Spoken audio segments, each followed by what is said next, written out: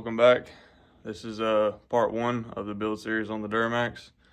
We got some not so performance mods, but we have one performance mod coming up in the next one or two videos. It's already here, but we gotta, of course, stretch this out to make it a good series. Y'all stay tuned. All right, guys, so as you guys can tell, for the first part of this series, we're gonna be diving into some lighting. So I was scrolling around looking for a good switch panel, and I see nothing but the best reviews for this AUXBEAM RGB, which they have a non-RGB as well.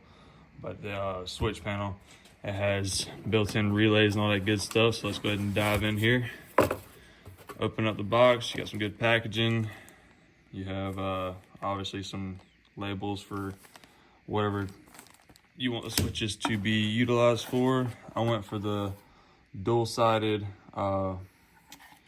terminal box here, because the other ones you can just get all 8 on one side. I opted for both sides just that way I don't have a bunch coming on one side. I might regret it, I might not, we'll see. Fuse, or inline fuse. You have obviously all your wiring connections already pre-heat shrunk and crimped on. You have a optional swivel bracket that you can mount the switch itself on. You have a braided cable. I believe this goes directly to the switch if I'm not mistaken. They even send you some zip ties to clean up your wiring. Another bracket of some sort. I'm just as blind into this as you guys are. Comes with screwdrivers, some fuse taps, screws, washers, nuts, that sort of thing. All the hardware to install this. Some more wiring. Yeah, it's a master switch power cable, so that'll go straight to your switch from the main source of power. It has a weatherproof cover, so in case you're using this on a boat or say a side-by-side of some sort, it obviously stays protected. And here you have the switch itself. Like I say, you have your main source on, so when you press this middle button here, it illuminates all of these and it turns on every single function you have on each of these switches. You also have the option for pressing this mode button here, and if you look on the top of the box, each switch you can change function. You can just make it a toggle function where you just flip it on and on. Momentary, I'm not 100% on. Pulse, you can make strobe. So if you want your light bars to strobe, if you had some amber lights, that sort of thing, you have a protection one on the side of the highway. But there's your switch panel. I'll lay it up here and out the way. You also have some more bracketry here. I think one of them is for your terminal box, and one is for, I believe, the actual switch itself. I will have to dive into this, kind of steer you guys in the right direction here. But yeah, so the first episode here is going to be a lot more about lighting than anything. So we're going to go ahead and dive into this project and get started. All right, so next up, you're going to want to get this terminal block here. You want to line it up somewhere, whether you opt to take the bracket mount and utilize it, or you can also flush mount it anywhere on the truck. In my case, I'm just going to mount it to the top of the fuse cover for the OEM cover for the truck, for the fuse panel. So all you're going to want to do is just take those, line up the top and bottom holes, use a Sharpie, or in my case I used a paint marker, mark you out 2 red holes, and that you will drill out. And I'll see you guys in just a second. All right, since I didn't mention it, guys, that was a 1/4 inch drill bit. It says bolts are 1/4 inch Phillips head. All right, so next up, you're going to want to figure out where you're going to want to put your switch panel at, because a lot of that determines placement, where you're going to run the wires, that kind of stuff. So you do have means of flush mounting this and routing the wire. If you're mounting it like close to an edge or something, maybe you can roll that edge down and you don't have to drill any holes. But in my case, I'm going to flush mount mine right here. So I'm going to want to punch a hole right exactly where that comes out right there. So that's how I'm going to run mine. All right, guys, so change of plans. We're going for something a bit more seamless. So we took out the overhead console, and I made these 2 red dots here. And essentially, when we go to put this up, it'll have a good fitment like that. So when it's hanging overhead, it'll just be like that. So a lot simpler, cleaner, a little more work, but in the end, it'll be worth it just because our appearance would look a lot better and it'd be more accessible instead of being at your leg and bumping with your knee and whatnot. So, yep, we're gonna get into this.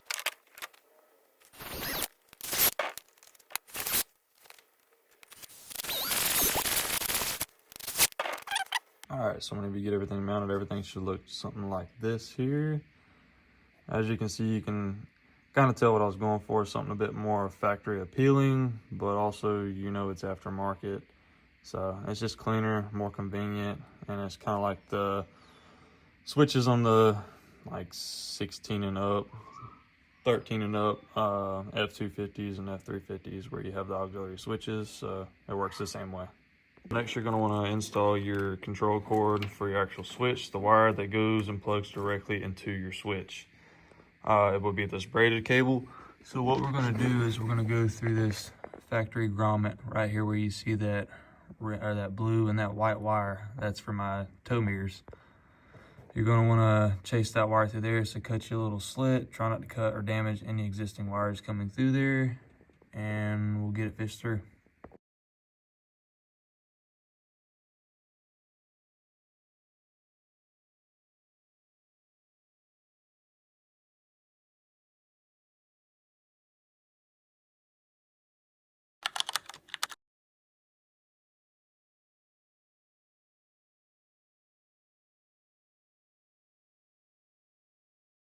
All right, so now that we got that mounted and out the way, we're just gonna leave it down just in case we gotta do any troubleshooting, but now all we got to do is just the wiring part. These taps are into the fuse box. All right, guys, so it's been a little while. I'm picking you guys up where I left off. So everything under here is essentially finished up. All you have is, I've already got something wired up, but that's for a future video. So in here you have a fuse remover. You also have some spare fuses. Down here, I just got tucked away your inline fuse. It'll trip here, and then that's how you reset it with your reset button here. I just got it tucked away for right now until I finish all this wiring up, but we're gonna make it all nice and neat and tidy. Whenever you put these on, you're not gonna wanna forget to slip these covers on. It just helps protect the contacts from anything crossing over. Up here you have your main connections. This one goes directly to your switch. So this braided cable is the one we fished up earlier. This one is going to go straight to your fuse tap. So this plug here that says ACC, that'll be your accessory power. That one you're gonna find your fuse underneath here. I'm gonna try and remove this here. Better show y'all what I got going on.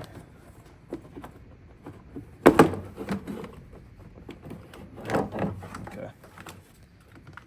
So without crossing anything up here. So right here is my fuse tap for the radio. On the GMC 900, especially LMMs, I know they're slightly different. It's going to be, I think it's slot 40. No, 41. So 41 is going to be your radio. It's the 3 next to the one for your amp. So it'll be this guy here below this relay. So yeah, once you get all that hooked up, you're good as gold. Let me get all this stuff here snapped back together all nice like, decent, and snap her down. Yeah, so let me move you guys over here a little bit better. So with this switch, you have 2 30 amp circuits, 2 20 amp circuits, 2 10 amps, and 2 5 amps. So this will be for your low rated stuff, and then all up to your bigger stuff like running multiple light bars or multiple light pods, like hint hint we're gonna be doing here in the future. Just look out for that on the next few videos. But that's basically it. And then once you're completely done, you're then gonna want to hook up your battery terminals here. So black goes to black on your battery, red here goes to red here. And that's essentially it. And as far as wiring these up, it literally is just positive, negative, red and black all the way throughout. If you use probably a small enough gauge, you could probably stack wires, so you can put multiple things on one switch, especially for your heavier rated stuff like on the 30 amp and the 20 amp. But yeah, that's pretty much it. And then got you a nice little beauty plate, and I got the double slotted so you can kind of see why I did that, so you can come off either side and you can neatly tuck them back. But yeah, that is pretty much it. Now we'll jump into the inside and we'll go through some of the functions on the switch. Okay, so now diving more into the switch itself. Flip into accessory mode. It lights up green. I have yet to dive into changing the colors and whatnot. So you'll double click mode, and mode will basically toggle you through the 3 different settings. And those 3 different settings are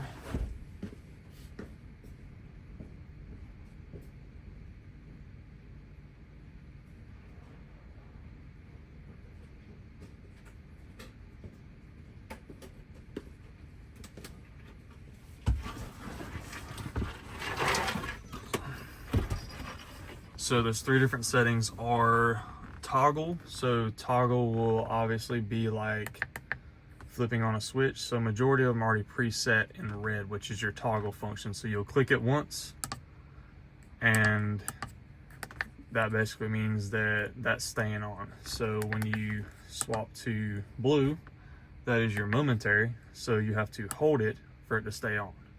Once you let go, it turns off. And then you have green.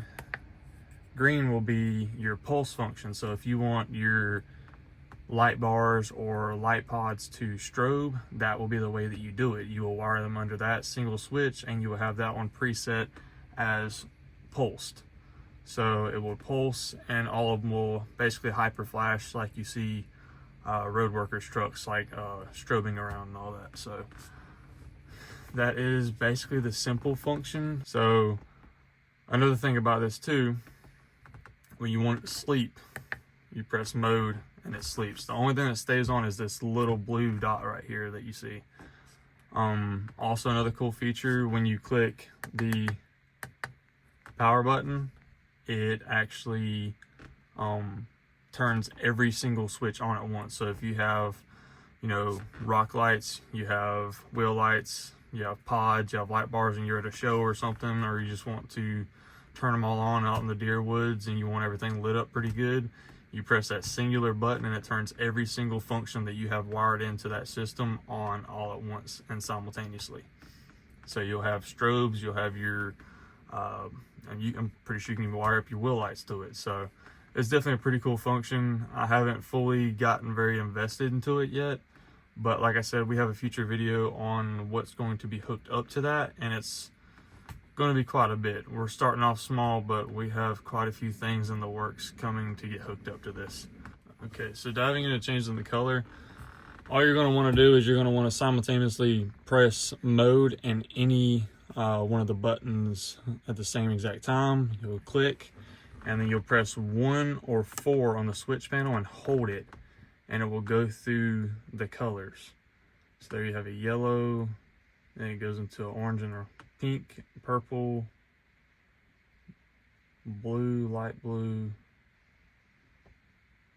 back into green, yellow, and then you have a red right in between the green and the purple.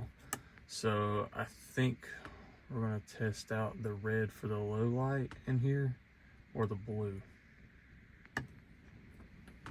I think the blue is pretty decent. So we'll just keep it with the blue, and then whenever you're done, you'll just press mode again, and that saves it exactly where you had it. So that's about it with the switch. as far as all the functions. So we went through and you guys now know how to do the toggle, the momentary, and the pulse, which, I mean, if you have the directions in front of you, it's pretty simplistic. I mean, they give you some really good directions. All right, guys, and there we have it. We have our AUXBEAM 8-bay switch panel installed. We have a bunch of things to wire up to it. We also have some performance mods coming up in the next few videos, so stay tuned for that. One of them might be located right about where the turbo is, and you know, well, we have some goodies on the way and in boxes right behind me. So like I said, it's a pretty straightforward. I figured I would do a pretty headache-free, pretty simplistic video. It's very straightforward and it's pretty DIY friendly. So instead of paying somebody to wire up something, it's also a very smart way of doing it. It has everything built into it, inline fuses, relays, all that good stuff. So, and also it has smart capabilities of, you know, doing the pulse function and, you know, the momentary, and also just being able to toggle on and off like a regular switch all in one, and having the option to change it in the future without having to go in and rewire something, instead of just adding what you're wanting to add and being done with it. But yeah, if you guys like the video and you want to see more content from the Duramax behind me, just drop a comment, let me know what you think, leave a like, definitely subscribe, and I appreciate you guys for watching.